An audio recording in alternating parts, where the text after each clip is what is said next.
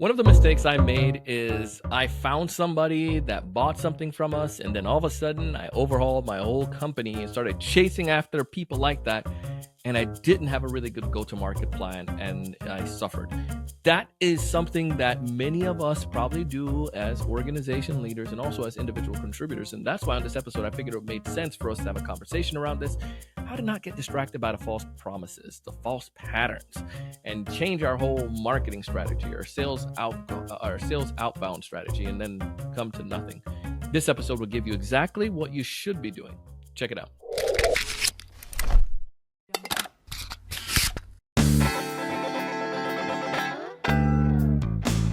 Hey, everyone. Welcome to another great episode of the Sales Evangelist podcast.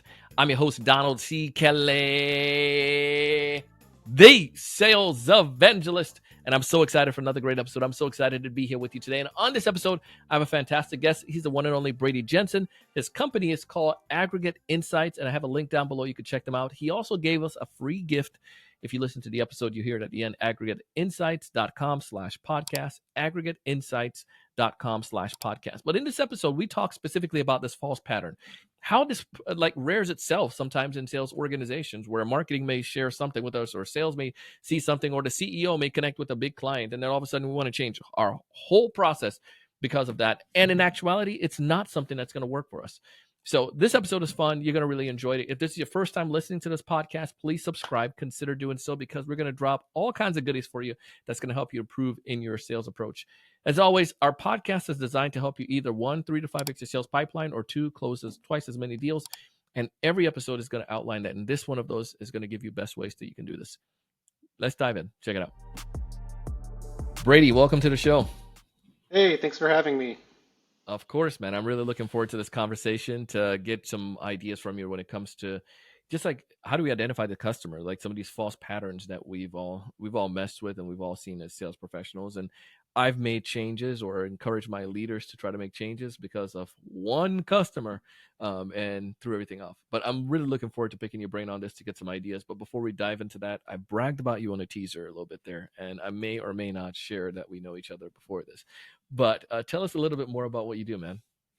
Yeah, so my company focuses on bringing real-world data to go-to-market professionals so that they can help craft the way that they go to market. So really all about bringing insights from people in a non-sales context to help sellers understand exactly who they're selling to, what they care about, what motivates them, and helping translate that into a selling motion that helps your prospects feel like you really get them, you understand them, uh, and buys some instant credibility with these buyers and gives you an edge when it comes to whether or not you're going to be the one to win the deal or not. Dope. I love this already. I love it, and we haven't much got started yet.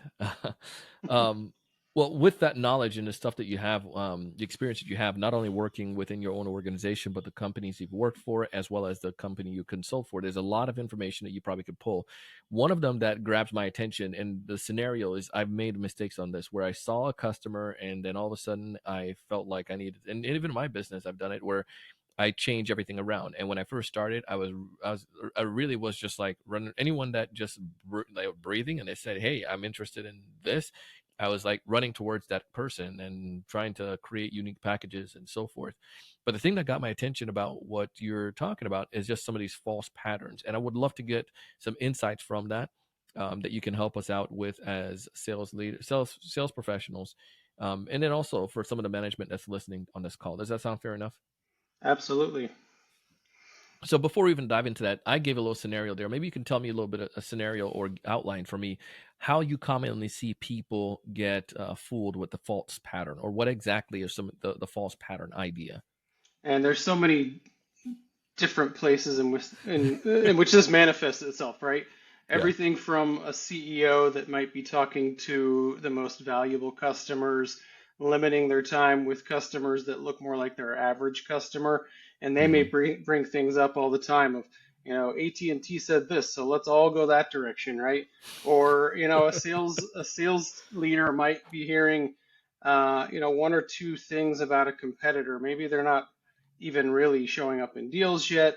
and all of a sudden everybody scrambles to understand everything we can about these people because we're taking small pieces of information and trying to extrapolate them, and for good reason, right? Everyone has their feelers out. They're trying to understand what's happening in the market, but until you try to sort of step back and make sure that you're not chasing, like you said, whatever you've been told yesterday, it really puts you in a position where you can't win consistently because you're constantly changing the ICP, you're constantly changing who you're selling to, how you sell to them. The better approach is really to build patterns that are a bit more extensive, and whether or not you're an individual contributor and you want to do this or you want to do this holistically as an organization, it's really about building data. It's not a quant exercise, right? It's still qualitative, but it's about taking more of a scientific method to it. You come up with hypotheses about what is true about your patch and where you're selling, and you watch for things to prove or disprove what you believe to be true about the buyer and what they care about.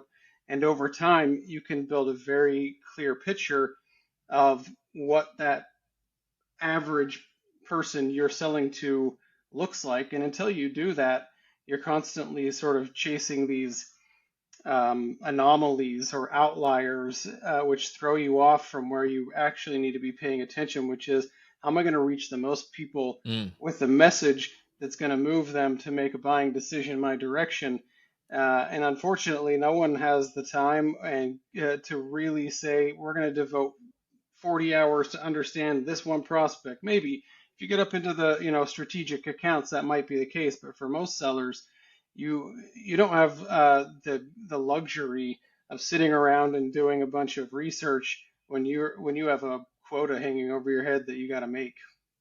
So, and this is some very good stuff. Let's maybe you can identify like three main points that we can, maybe you can help us out on as we start to the best path forward, so to speak. Like, so now as a sales rep or as a sales leader, what should I do? Again, like you're saying, I don't have time to sit down to do all of this stuff. I know there needs to be a change. Can I get three things that I should do to make sure I'm not falling into that rut or that category?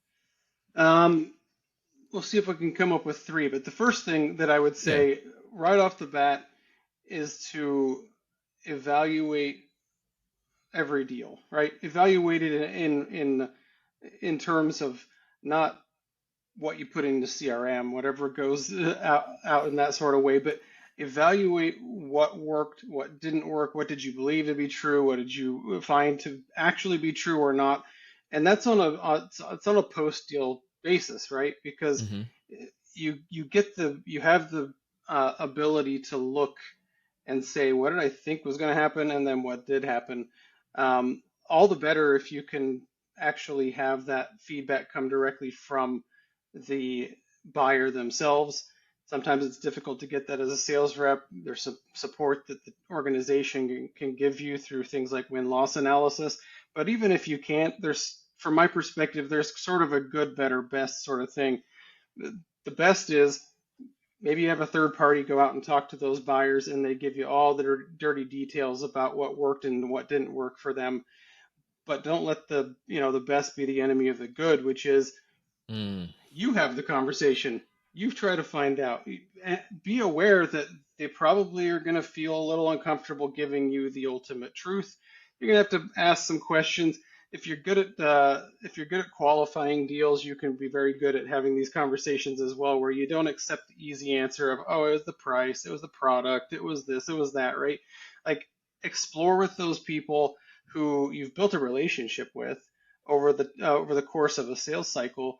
Explore with them the deeper meaning behind the decisions that they made, what brought them to that point where they ultimately said, yes, I'm buying from you, or or no, I'm not going to buy from you, and work backwards from there to find out what parts of your sales process are working and what parts are letting you down. And you'll be able to actually find that pretty easily. If there's a specific stage where maybe you struggle to get over the hump because the message isn't right or because you're not delivering it in the right way. but until you have that knowledge of, where you're falling out of the consideration set or where you're getting promoted into the next stage, it becomes hard for you to start to replicate that. And I think every, organization all the way down to the individual contributor really wants to find a repeatable model, right? Yeah. If you're trying to customize for every deal you're in, it's going to be very hard for you to even know if you're doing anything right because you got an N of one over and over again. But this repeatable model is possible if uh, you ask your prospect to be a thought partner with you and help you discover what you can do better and win more next time. Yeah, and I feel like there's a huge part uh a huge part for the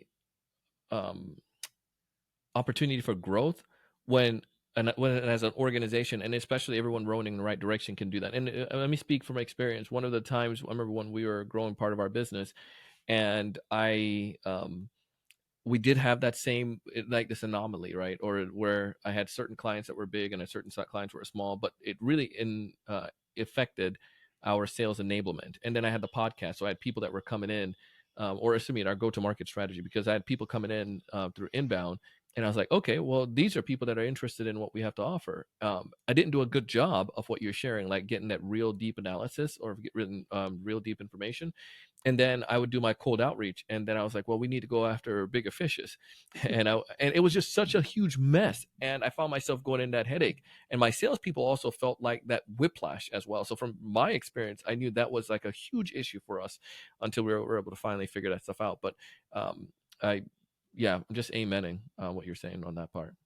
Well, there's a lot of also, I mean, I know that your podcast primarily um, speaks to the salesperson, but there is some effort to be done on connecting product and product marketing and Hmm. sales to make sure that you on the front lines are getting what you need. And if you're not, to do a little rabble rousing, right? Like make sure that it's very clear to them if the sale you as salespeople have a hard time trusting what they're asking you to do, because ultimately, if if they're doing the job right, they have identified a bunch of this information for you. What I normally find is a lot of organizations will come up with um, a decent hypothesis that then gets put in front of sales, and sales is told like go let us know how it works, right? And then come back and tell us, and then we'll fix it. Well, all the sales reps are like, I have a quota, man. Like I'm not here to be your guinea pig, but that I ain't got happens no over time and for over again, right? And so there's so much opportunity there to help let those organizations know what you can do for them yeah. in a kind way. But I will tell you that having been a salesperson myself, having been a product marketer myself, I learned very quickly that salespeople had a lot of mistrust for marketing. Um, in some ways because you don't necessarily understand it, but also because marketing was very uh, hesitant, I guess, or didn't have the receipts to bring. Right. From my perspective, if I'm a marketer, if I'm a marketer and I want you to do something as a sales rep, I'm going to come show you 20 accounts that told me exactly what they need from you to buy and tell you who they are. And all of a sudden, the sales reps, no matter how hungover they are the day before, whatever, they start sitting up in their chair and saying, wait, this came from who? Like, this information Mm, isn't just from a bunch of opinions internally, it's from the people who actually buy this stuff on a daily basis because it's human nature, right? You want to close your quota. Opinion, you can't rely on opinion. Your opinion is probably yeah. good as anyone else. But if a marketing organization can help you by getting outside the building, collecting this information, bring them along, right? Like there's so Yep. much opportunity there where marketers hesitate to ask a sales rep to be in a sales call because they're afraid that sales is going to tell them no. Well, the best thing for you is to bring them in as a fly on the wall so they can sit there and gauge the reaction of this prospect while you're talking to them. You'll see which ones of your messaging points are landing and which ones are failing to land, and they can adjust based on that. But if you sort of keep them at arm's length and say, you do your marketing stuff over here and we'll do the selling. I think that you run the big risk of just having that disconnect where even if they are learning good things that can be transferred into a selling context, it's not making it to sales, and it's not making sales in a credible way. See, I feel like that's true alignment, right? Yeah. Because you're trying to help me win, but you're also doing your job and helping doing your stuff to help win. And then also I can validate some of those points and we could probably have a really good discussion because yeah, I am like that. There's a guy, a couple I had on this podcast. They co-authored a book, and one of the things they emphasize in the, I don't think they've maybe said it like this, Brady, but I took it like this, was like we were like honeybees as a sales rep because we're going into so many different organizations and we're getting insights from all of those different organizations, which some of those companies like executives want to take that information. They'll take a meeting from like a strategic sales account executive because they know they're dealing with some of these large accounts, their competitors, and it's better than getting like a McKinsey person at that point. But the point was they're getting at was you have insights, but you probably can't do that on your own. But like what you're saying, if the company or marketing or a team can do that for me and can do some research, and I can come and validate that, I'm trusting that information so much more because I'm going to say, yeah, that's real. I remember hearing something, but now I see why that's the case because I hear that from all these five Fortune 500 I'm going after. I'm making, if it makes sense. But the point is, I feel like that is better than the marketing team just telling me go do this, or because I feel this is what's going on. And that's Yeah. probably the first time I ever heard of somebody giving me such a true example of what alignment could look like. Yeah, it's interesting. My first job out of college was at AT&T, so 300,000 people plus. And I remember I was a seller, and we got in this big room for sales kickoff, and they're so big it's not like everyone's in the room, but it was like the California area, right? And we get in there, Yeah. and I remember Mark, like the CMO, got up and she sort of said, "Here, this is how we're going to pitch. This is what we're going to say. This is how, we're going to position our product." And I just sort of looked around and everyone was tuned out. They're like, we don't know like if this is going to work or not. Why should I trust you over anyone else?" I will say that if you get those marketers involved in having conversations and seeing this stuff in real time and having conversations with prospects in market, all of a sudden you can trust them, right? Even if a Mm-hmm. marketer has to come to you and say, you know what, you requested this, it's not a great idea. Let me tell you why, right? Then maybe you'll listen to the why, right? Versus Yeah. saying, this is the first time we've talked in 2 years and you have no idea what my job is like, right? Um, for them to be able to tell you, no, we're not going to do it, right? So Yeah. to me, it's all about how do you, if the real alignment is them understanding intimately what you do and you intimately understanding what they do, so Yeah. that you can trust each other across the aisle, and it's not this sort of like Cold War, Civil War sort of thing between the two groups. Why do you describe it so well? Like you've been in our shoes. Like you know exactly the situation. Yeah, and that's the funny point is that like there's not too many marketers who were sellers, and if they Yeah. were, in most cases, they weren't great sellers. I was Yeah. actually a decent seller. I mean, not to brag, but I did all right. And and so I definitely feel like that there needs to be more understanding, and it doesn't require you to take a job on the other side of the aisle, but there needs to be some more understanding about the how and the why and the what that goes into the other side of the house. And I think that all of a sudden thaws out everything, right? Like all of a sudden everyone's like motivated to work directly with each other and drive things forward, whether that's sales reps out there collecting competitive intel that normally never makes it to the rest of the organization, right?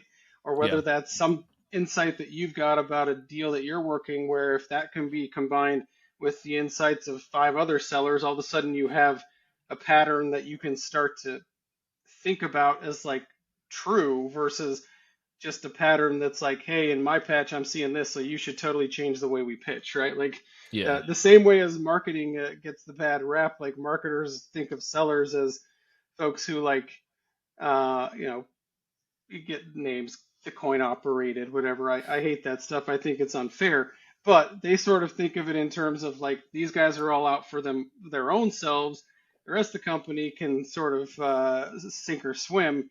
Where I think that really isn't the case, and you can make sure that it's understood by both sides that everybody's shooting for the same goal, and ultimately, if revenue doesn't go up sufficiently and you're not driving deals, then eventually you get to the point where sales and marketing leadership start pointing fingers at each other and trying to get each other fired, which is the worst outcome of all, right? But it happens Yeah. far too often. We get calls from folks who are in that C-level seat saying, we're not getting it. I need you to come in to to tell me why I'm right and why like marketing sucks, and so I can have someone to prove my point that I'm right, and I won't take that sort of job, right? I'm not here to like massage the reality of it, but if you want me to come in and diagnose where the problem lies and where you can fix it as a team, great, because that's the way you're going to get there, not by saying, well, leads are down, sales are down, let's figure out who can be the scapegoat because I don't want to lose my job. Yeah. It's really interesting. I know we talked about, like, we kind of hit at the second point there in there. I mean, I think it's probably alignment Right. that came from that. But if there's one major thing when it comes to this false pattern, or basically the backup, is there anything when it comes to being cognizant of some of the false patterns that we should be aware of before we wrap up today? Yeah, I think there's a few things. Number Sure. one, and some sellers may not have this problem, but I do think that organizations generally tend to look to their best customers, right? They say Mm, our best customers will lead our way. They'll show us how to get the next customer. They'll show us how to win the next customer. Well, most of the markets that we work in, markets move quickly and adoption curves change, and you're looking to your best customer who is already an outlier, right? You can only have a few best customers, right? They don't represent the middle. They don't represent the ones that are finding value but maybe don't love you. Um, but they also oftentimes represent someone that doesn't fit who you're trying to sell to right now. You're selling to maybe a more mainstream buyer than what 4 or 5 years ago you were selling to, where that those people gravitated towards you, telling them that you're blowing up the universe, you're putting a dent in it, you're gonna like totally disrupt the way that they do business, right? And then you ask them what you should do now, and they're like, we'll tell them all that, right? And then you go in front of a customer that wants to de-risk all of this, has to buy something in your category, but the last thing they want to do is stick their neck out to get it lopped off. So, yeah. so they don't. You get this mismatch between what you're saying and how you're describing what your product or service can do, with a buyer who has wants nothing to do with that, right? So we find that the best place to go for this information is number one, win loss is excellent because unless you've targeted completely the wrong ICP, in which case you'll know it, and there's a whole different set of like tools to get through that. But if Yeah. you are talking to the right ICP, these people have just gone through a sales cycle with you and a bunch of other vendors who are trying to win their business as well, and they can give you just a tremendous roadmap of what people who you want to sell to this year look like and feel like and want from you. Um, the other alternative is you can go out to the market writ large and have conversations with people who are um, not actually, engaged in any way with what you do to try to probe for this information. But I think overall, it's about trying to find people who fit exactly who your ICP is right now, and they're going to be able to guide you in ways that you were right and when you were wrong. Um, as a seller, hopefully marketing has done some of this for you, but like I said, Hopefully. whether or not they have, if it requires taking it into your own hands, become a bit of a scientist about how you work, right? Question all of your behaviors, all of the ways that you go about doing business to try to figure out what worked and what didn't work. It's hard, it's easy to get sort of myopic about like find the next deal, close the next deal, get in the next deal, right? But we talk to so many people that, they think, oh, our win rates are down because of our price or whatever it is. And then we get in there and they're like, well, your win rates are down because you're not appealing to the people that you're trying to sell to right now. And you can think as a rep, I'll just keep going at it. Like, and I think that that's the orientation of most salespeople is like bust through walls, right? But if you can find an insight that changes the way that you think about it, and you're the one rep in your territory that has that insight, and the rest of the companies don't, that's something that builds this huge competitive moat around yourself, right? Of being able to be like, we're going to win this business consistently because we understand very clearly exactly what this prospect values. So we're not just talking about what we're good at when we want to differentiate, but we talk about where the intersection of what we're good at and what the buyer actually values, uh, where that intersects, right? And until you like unlock some of those, you may find good success. A lot of reps do, but they don't realize that you can like go from having good success to having things like cleared, the way cleared in front of them, right? Like winning. All of a sudden, you find reps that have figured something out, and they're 3xing uh, their number for the year, and they're the hero of the company because they've figured out the one thing that everybody hasn't. And then obviously, like internally, find something out, share it with your team, make everyone successful. I love it. Brady, you dropped so much value bomb today. So many wonderful insights, not only that we can take as individual contributors, but we can obviously pass this along to our team and also to our leadership. And I think it was really insightful on that. You guys do some really dope stuff as well in your space. If you know, if there's people out there that are listening, they may be curious about how you can help them with these challenges. Where should they go to connect with you? Yeah, so aggregateinsights.com. There's also, we do have uh, /podcast. There is a guide specifically around how do you set up a win-loss program. So if you're a seller and you guys don't have something like that that's happening, grab that thing, send it on over to the organization, whether that's in sales ops, marketing, wherever, to get a conversation like that started. It'll show you how to do it internally. It'll show you how to do it with a partner. But ultimately, I just think that the best way to be thinking about this is how can we become as um, uh, clear about our market as possible, and that's one of the best ways. So I think it's a great place to start. But yeah, as far as what we focus a lot on the market itself and how to be competitive in the market, which is sort of like the pre-work to getting inside the deal, to helping inside the deal, to the back end where we figure out what happened and why you won and why you lost. Feed that right back into the front side of that equation, and consistently help companies refine how they go to market so that more reps can blow out their number. I like that magic. I like that magic. Um, well, let's make this happen. We're going to put this stuff in the show notes so folks can get access to you and that link again. One more time with that link. Um, Aggregateinsights.com/podcast is the best spot. awesome. Well, Brady, thank you so much for being on the show today. Thanks for your wisdom. Truly Thank, appreciate it. thanks for having me. Hey, that was Brady Jensen with Aggregate Insights. Please go ahead and connect with him. They have some really good information. He's a CEO, and as you can tell, he's not only been an individual contributor, not only has he been a leader, but also he's been a product market side, and now he owns his own organization, consulting and helping some of the best sales teams when it comes towards finding the right people, knowing what made them buy and what's going to keep them coming back. So if you found that interesting, take that guide again, aggregateinsights.com/podcast and check it out. We have it down in the show notes. As always, I want you to thrive and succeed. I want you to improve, and I want you to keep just becoming better, the better self, your better version of yourself. And this podcast is here to do so. Check out our sponsors. They have some great deals and offers that can help you out. And as always, I want you to raise your level of thinking, go out and do big things. See you on the next one.